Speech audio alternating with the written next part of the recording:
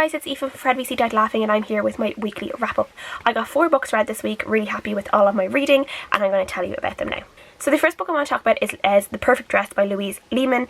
This is just a sweet adult contemporary about a woman called Fran who works in this, she doesn't work there, she owns a vintage wedding dress shop called the Dress Whisperer, I think it is, and she basically finds these wedding dresses, these vintage wedding dresses with these really nice stories, and she finds out she just doesn't get these dresses. She finds out who the person was who wore these dresses, what their romance was like, what the person did, everything about their personality, and she fits the dress to the perfect bride, and she's able to kind of transform these brides' kind of ideas about themselves and their marriage and their wedding day because of these dresses. There's almost kind of like this magical thing in it, but it's not really magic, it's just the magic of really seeing yourself and confidence and stuff like that. And this is what she does. She has a bit of a tragic past in terms of her romance herself, but she loves like being part of other people's special days, and she ends up finding this beautiful dress in this home one day, and she wants to find out more about this dress, but the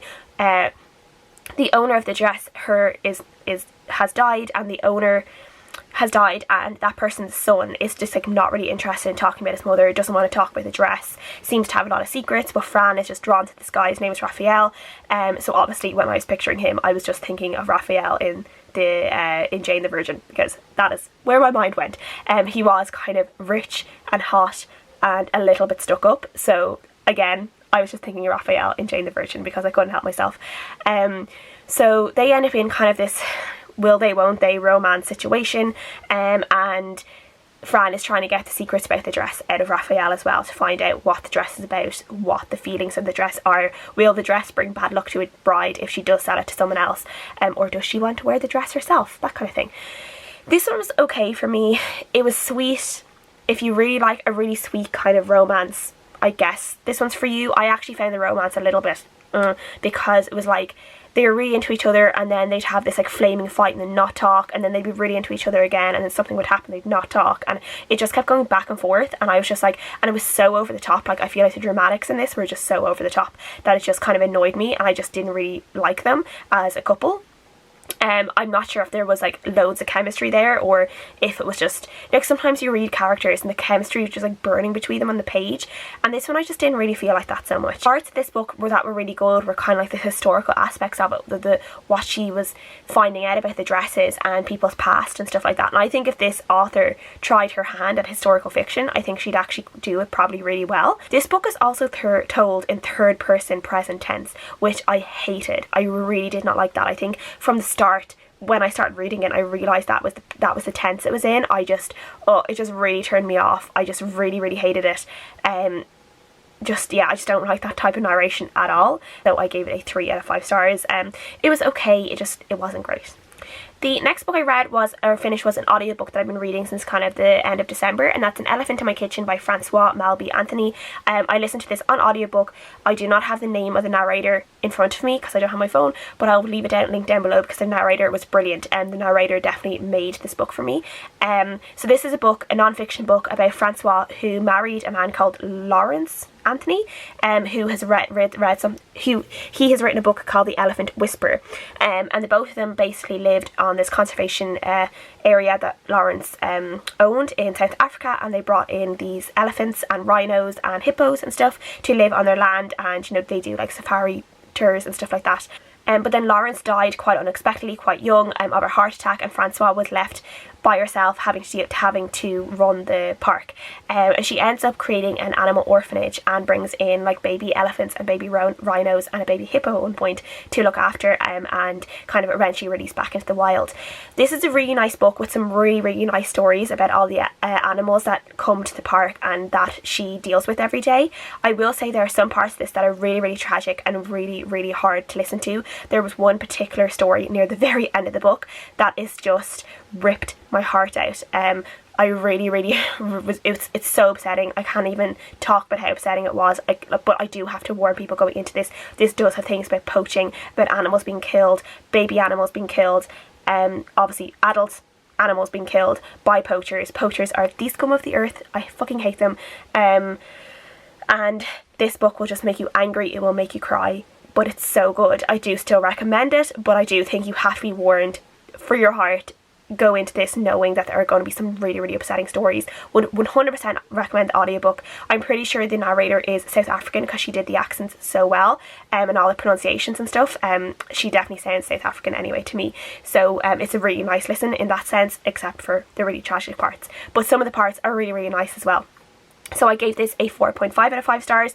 It was just so tragic. Because it was just so tragic at some points. I can't say my experience of it was completely enjoyable, so that's why it didn't get a full 5 stars, but it came very, very close. The next book I finished was Wilder Girls by Rory. This is like a sci-fi body horror novel about these girls who live on this island off the coast of Maine, and the island has this kind of sickness on it called the tox, and because of that, the girls who live on this island, they were all going to this boarding school on this island, and now they're stuck there, and they have these kind of body deformities now. One girl has like a skin over her eye, another girl has like a second spine creeping through her skin, one girl has like a silver hand, one girl has like 2 heartbeats. It's like really weird, and they get like fits and stuff because of this sickness as well.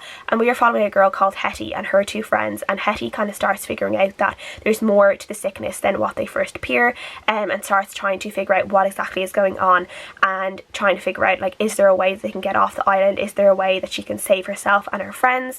This is like a really good book. It was really fun. I really enjoyed the relationships, both the friendship and the romances in this, which are female. I just really enjoyed the friendship in this, and the strength, the bond between the girls. I like the fact that it wasn't pretty, all these girls together. There was like fighting, there was like no biting and scraping and punching, and the girls are quite violent. They're in this like society now that it's very much like the strongest survives and the weak are left behind almost. So yeah, I did really enjoy that. I would have liked to know like a lot more, but I feel the way it's revealed as well is quite good. There are connections to climate change, and I kind of like the way that was brought in. It kind of makes you think a little bit. The ending is a little bit contentious. I think some people really hate the ending, some people really liked it. I liked it. I didn't love it, but I liked it. I think I've read enough things that have those kind of open endings that I was able to accept this one, but I did really enjoy this. I enjoyed my reading experience of it, and I gave it a 4 out of 5 stars. And then the last book I finished this week was The Dilemma by B.A. Paris. This is the 3rd book of B.A. Paris's that I've read, and I really enjoyed this one. I was a little bit skeptical going into this one because I really hated her last book, even though I loved the one before that I'd read. So I have one I loved, one I hated, and now one I've loved again, so that's great. So we're following two people who are married, Livia and Adam. Livia is having her 40th birthday party, and we wake up, this whole book is kind of told within this one day, in this one setting. And we know Livia is having this birthday party. She's really excited for it. She's been basically waiting her whole life for this birthday party, for this big birthday party.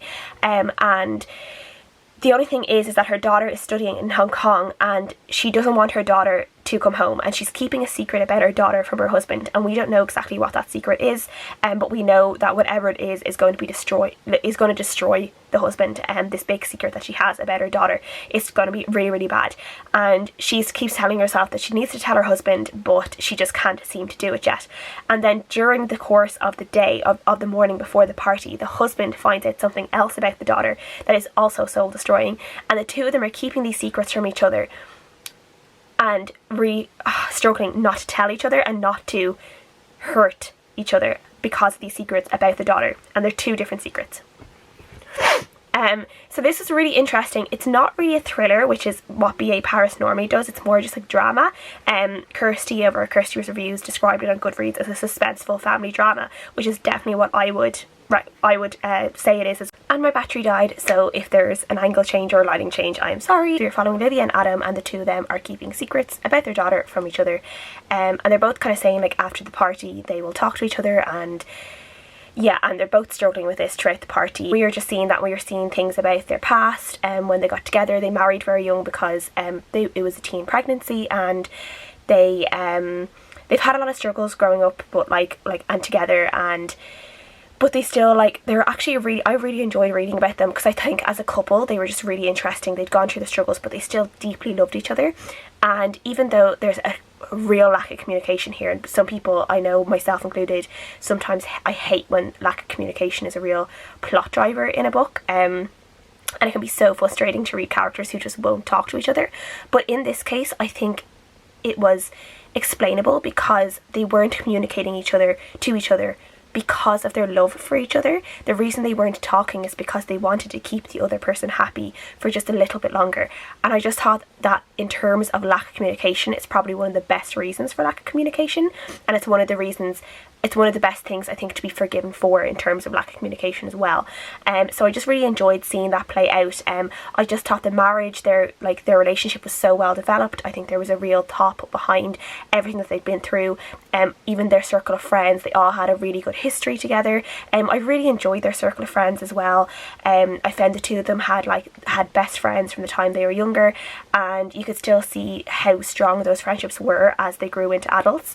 And even though Livy and Adam, their children are a lot older than their friends' children because they had them so young, they still have a really good relationship with everyone basically. And yeah, I just really enjoyed how near the end of the book those friendships came really strong and they became things that they needed.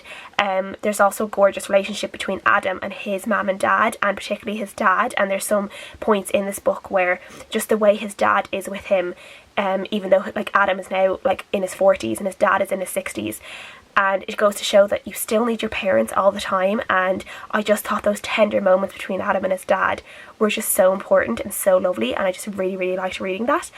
This book definitely made me tear up a few times, which I'd never do in thrillers, so this is why I would say this is more of a drama. There's definitely moments near the end of this book that are quite heart-wrenching, quite emotional, but I really, really enjoyed my reading experience of this one. Again, it didn't get a full 5 stars, could be probably being too critical, but just the summary bits at the end that were the 1 year later thing, I wasn't a massive fan of. I just thought the way it kind of summed up things really quickly, and how doing that thing of how everyone is and where everyone is now, and I was a little bit oh, okay.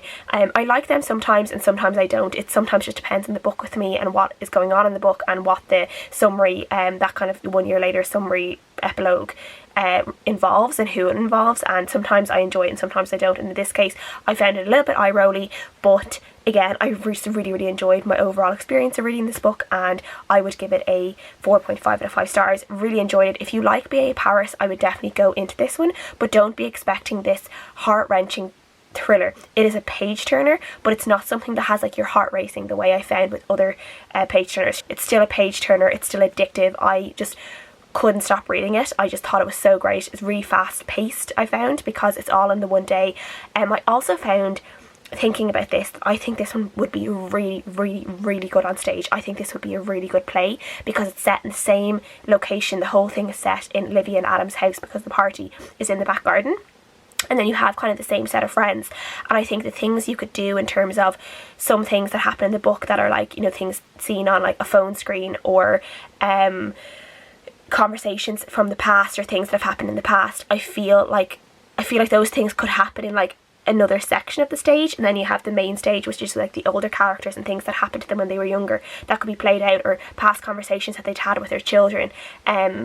Yeah, I just think it would be a really good stage play, because if you had a really good script for it and a really good way to do it on stage, I just think it's one that would be really suited for. And I wouldn't say that about thrillers ever, but this one I just think would be great on stage. So yeah, if anyone knows how to do that, go and do that, because it'd be great. So that's everything I've read this week. Please let me know what you guys have read if you've enjoyed it. I hope you guys are having a really good January. It already feels like it's been 3 weeks long, and yeah, I'm kind of January is just so long, guys. So I'll see you guys again next time, and thank you for watching. Bye.